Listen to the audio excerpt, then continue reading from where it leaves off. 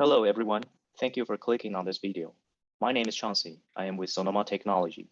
Today, I'd like to talk about air quality benefit from accelerated EV penetration in Southern California, a case study in the Interstate 710 corridor. Before I start, I'd like to thank my co-authors, my coworkers Joey, Doug, and Nathan with Sonoma Technology, and Marcus and Eladio with Electric Power Research Institute for their contribution to this work. Here's the whole lineup today. Introduction on why we're doing this, the study design, modeling domain, and the method for how we did this. Today, I'll be sharing only the emission modeling results as we haven't finished the air quality modeling part yet. And finally, the summary.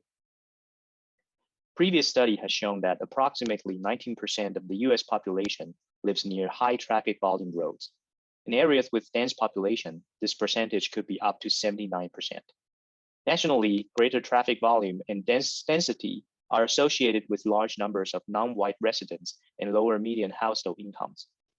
Since living near major roadway is associated with respiratory diseases, exposure to traffic-related air pollutants in near-road communities will be an environmental justice concern. The penetration of zero-emissions vehicles into the on-road fleet could be one way to remove the barrier that causes environmental justice concerns for near-road communities. For example, for the light-duty vehicle fleet, previous study has found that with the 38% electric vehicle penetration into the light-duty fleet, the exhausted NOx and PM2.5 emissions can be reduced by up to 16% by 2040. For the medium and heavy-duty fleet, California Resource Board estimated that with the Advanced Clean Truck or ACT regulation, which regulates the EV sales for medium and heavy-duty trucks, the exhausted NOx and PM2.5 emissions can be reduced by 15% for the medium and heavy-duty fleet by 2040. Therefore, substantial penetration of EVs is expected to reduce greenhouse gas emissions and yield important public health benefits. But there is still ongoing need to quantify the impacts from EV use for communities with EJ concerns. This study evaluates EV penetration scenario and the resulting air quality benefits. One key goal was to quantify and contrast outcomes for communities with and without EJ concerns. In this study, we identify a series of EV penetration scenarios for both light-duty vehicle fleet and medium and heavy-duty vehicle fleet. We then estimate the on-road mobile source emission factors and emissions for each EV penetration scenario. The NOx and PM2.5 concentrations from the on-road vehicle fleet will then be modeled at a census block group level to quantify and contrast benefits between communities with and without EJ concerns for 2040. The study domain includes the area that covers the I-17 corridor and the part of Long Beach. This domain was selected because of its high truck volume and that it covers communities with and without EJ concerns. The map on the right was retrieved from California's CalEnviroscreen. CalEnviroscreen calculates a score to represent the potential of EV concerns at a census tract level. The census tract in red represents potential communities with EJ concerns. Another reason we selected this domain is because the near-road monitor in this area measured the highest PM2.5 concentration in the nation. In 2017, the near-road monitor at Interstate 710 measured the highest PM2.5 level in the nation. After excluding the background concentration in the region, the measured PM2.5 contributed from on-road vehicles is the second highest in the nation. To model the EV population for each scenario, we use different models and tools for light-duty vehicle fleet and the medium and heavy-duty vehicle fleet. For the light-duty vehicle fleet, we use the market acceptance of advanced automotive technologies, or MA3T models, to estimate the EV sales percentage by year given the new policy or technology. MA3T, however, can only model sales for light-duty vehicles. Therefore, for the medium and heavy-duty vehicle, or MHDV, we consider two California regulations, Advanced Clean Truck and Advanced Clean Fleet regulations. These two regulations specify the required EV sales percentage for each different type of vehicles under the MHDV fleet by year, so we were able to use these EV sales percentage for the emissions modeling purposes. For emissions modeling, we use ARB's emission factor, or MFAC model, to model the emission for the area under the South Coast AQMD jurisdiction for 2040. This serves as the reference case. The EV sales percentage for each scenario was then used to adjust the EV population and VMT in the reference case to produce scenario-specific emission factors. Note that for PM2.5, the brake wear emissions for EVs were modeled as half of the internal combustion vehicles for the same vehicle type due to the regenerative braking for EVs.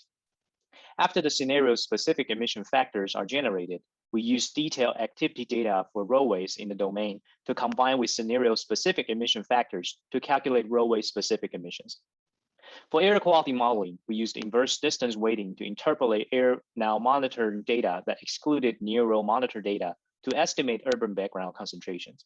As for the concentrations from on-road sources, we used the roadway-specific emissions as input for research line source model, or R-line, to model the concentration.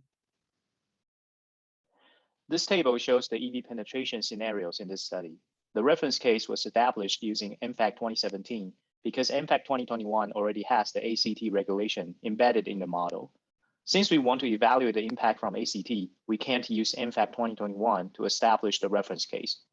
MFAC 2017, however, has some outdated assumptions on EV population and emission, so we further updated the data in the reference case using data from MFAC 2021. For example, for the light-duty passenger car, MFAC 2017 capped the EV sales at 6.3% starting in model year 2025. However, based on DMV registration data, the EV sales in 2021 is already at 10% in South Coast region. Therefore, we updated the EV sales fraction for the light-duty fleet with MFAC 2021 data.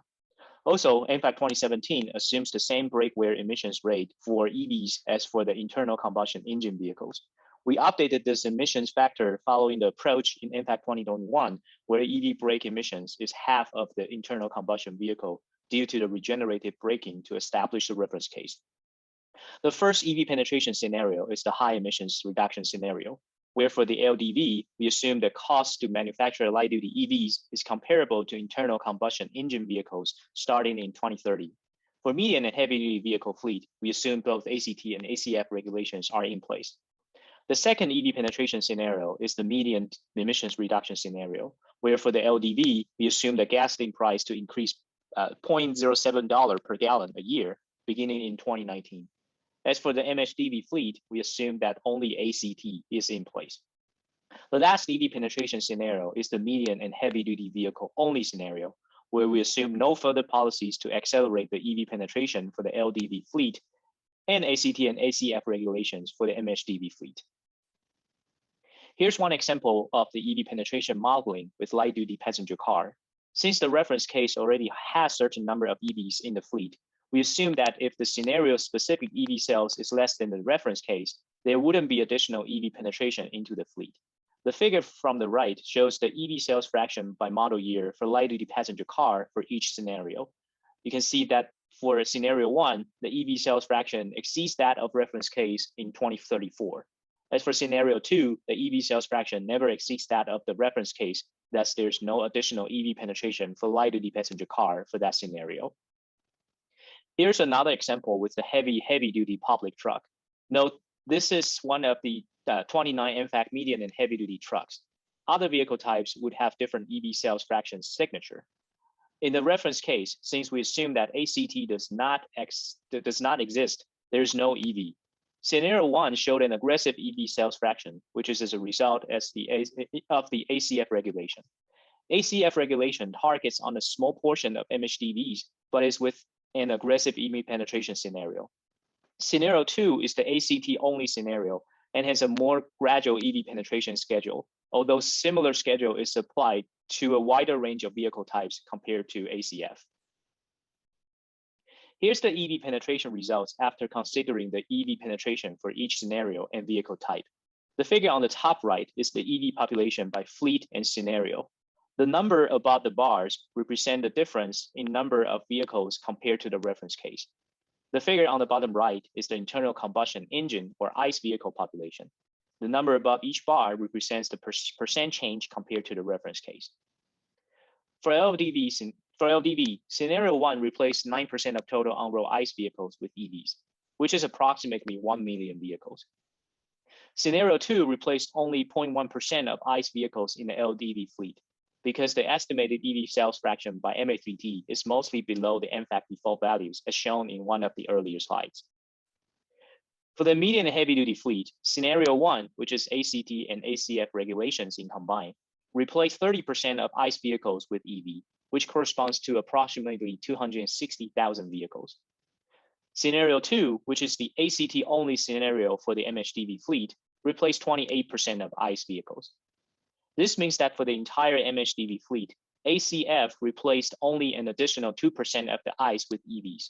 However, this actually made a great difference in terms of emissions, which we will see in the next few slides. Starting from here, I'll be talking about the emission modeling results. The figure on the right is the NOx emissions by vehicle type by scenario.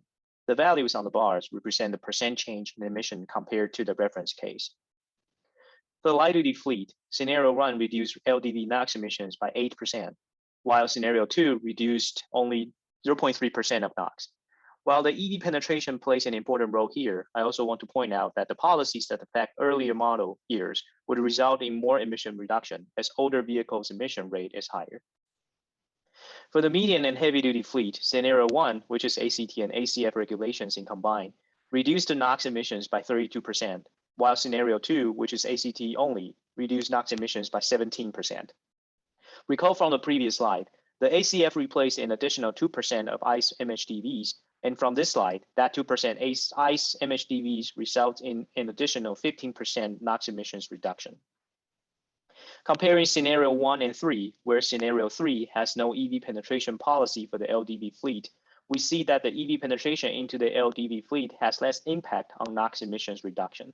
And that is because on-road NOx emissions are dominated by the MHDV fleet.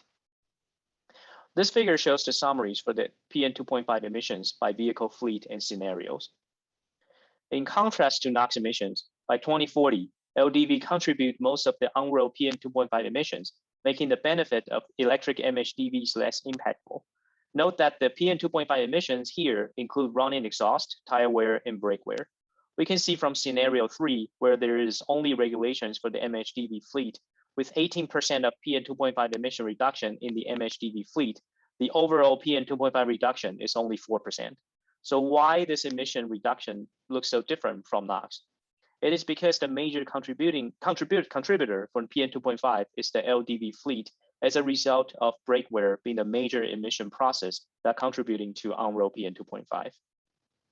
What do I mean by that? The figure on the left is the same figure as the previous slide, and the figure on the right is the PM2.5 from brake wear only. We can see that the percent emission reduction is almost identical between the two figures. Therefore, a reduction in brake wear PM2.5 emissions is the major cause of the total PM2.5 reduction. And since LDV is the major contributor for brake wear PM2.5, the EV penetration in MHDV fleet becomes less impactful in terms of reducing total PM2.5 emissions.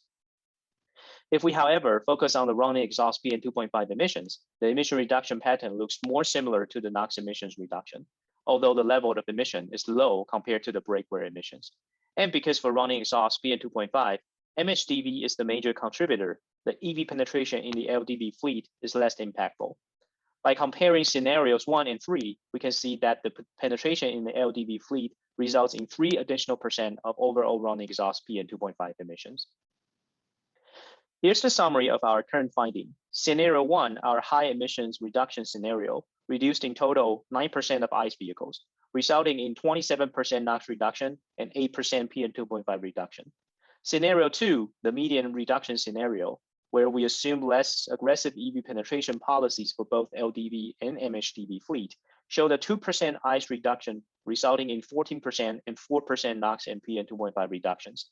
And finally, the MHDV fleet only scenario 3, reduced also 2% of ICE, but because the majority of them is MHDV, the NOx reduction is almost the same as scenario 1.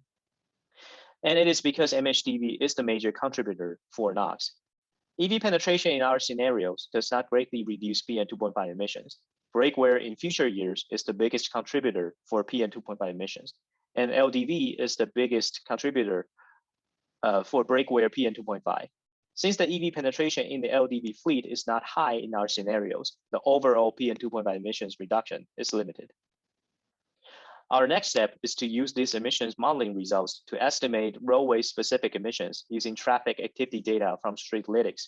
And finally, we will use the gridded meteorological field from the real-time mesoscale analysis, or RTMA, to model the concentration at census block group level. The purpose of using the gridded meteorological data is to capture the divergence and convergence wind field in this region. Here are the references. Thank you. I hope to chat with you soon at the conference.